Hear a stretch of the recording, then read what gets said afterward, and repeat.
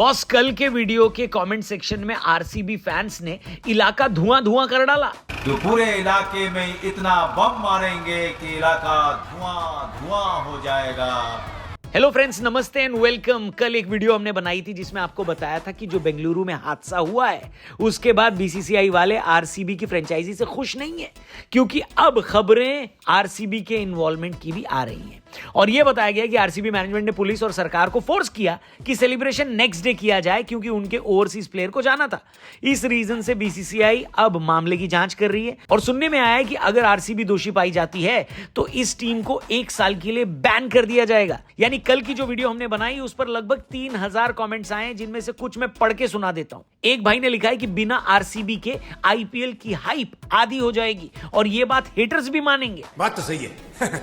दीपक शर्मा भाई ने कहा है कि बैन कर दो आरसीबी को, ताकि सबको पता लग जाए कि आईपीएल की आधी व्यूअरशिप किस टीम की वजह से आती है। कौशल साहू भाई ने तो अपने कमेंट में पाकिस्तान को भी लपेट लिया और कहा कि आरसीबी बैन हो गई तो आईपीएल को पीएसएल बनते देर नहीं लगेगी।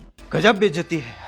और इन सब की बातों में दम है दोस्तों, क्योंकि आईपीएल की टिकट अगर आप ध्यान से देखो तो 2-4 ही प्लेयरों की वजह से बिकती हैं, जिनमें से विराट कोहली एक मेजर फैक्टर है।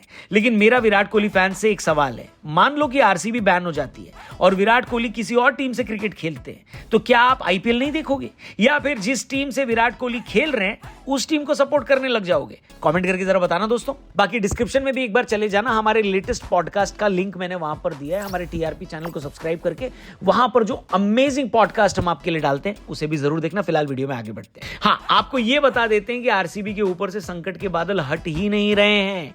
मैं रोज सोचता हूं कि टॉपिक इंडिया इंग्लैंड सीरीज पर रखा जाए।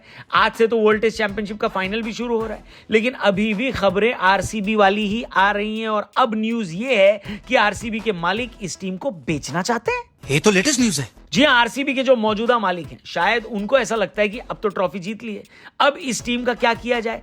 तब उनके दिमाग में आया, क्या आया? बेच मारो इसको जी, और इसके पैसे जो है आपके नए बैंक के नए अकाउंट में डाल दो। कहने का मतलब ये है दोस्तों कि आरसीबी की सेल लग गई है, ऐसा सोर्सेज बता रहे हैं, सूत्र बता रहे हैं। लेकिन आप और मैं इसे नहीं खरीद पाएंगे ना, बिल्कुल नहीं, क्योंकि हमारी फाइनेंशियल कंडीशन तो ऐसी है कि हम तो ये दुआ करते हैं कि बारिश ना आ जाए, वरना कैब वाला सरचार्ज लगा देगा।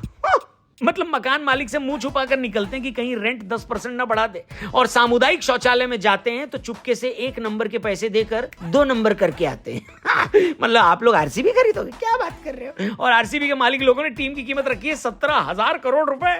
अबे मेरी गणित तो इतनी कमजोर है कि 17,000 करोड़ में कितने जीरो होते हैं ये गिनने में भी मैं फेल हो जाऊं। खैर, गिने भी क्यों जाएं? क्यों इस बारे में सोच सोच कर अपना मन जलाएं, बताओ, है कि नहीं? लेकिन सवाल ये है कि विराट कोहली की ब्रांड वैल्यू वाली टीम जो अभी ट्रॉफी जीती है, उसे कोई बेचना क्यों चाहेगा? क्या इस खबर में सच्चाई है भी या नहीं?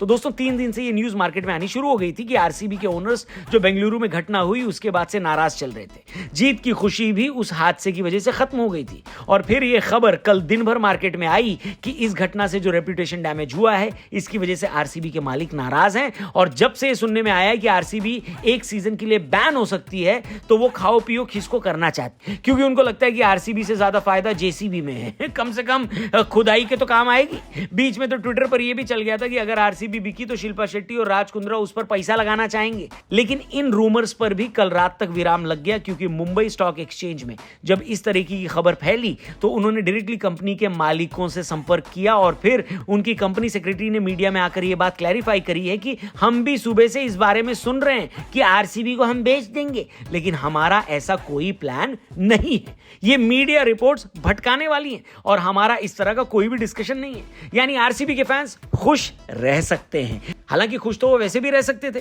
टीम बिकने से ना तो टीम पर कोई फर्क पड़ता और ना ही खिलाड़ियों पर, और बाकी चीजों से फैंस को घंटा कोई लेना देना है कि नहीं। लेकिन अगर आपका बिजनेस माइंड है तो आप ये बताओ कि क्या आरसीबी को ऐसे मौके पर बेच देना बेहतर होगा?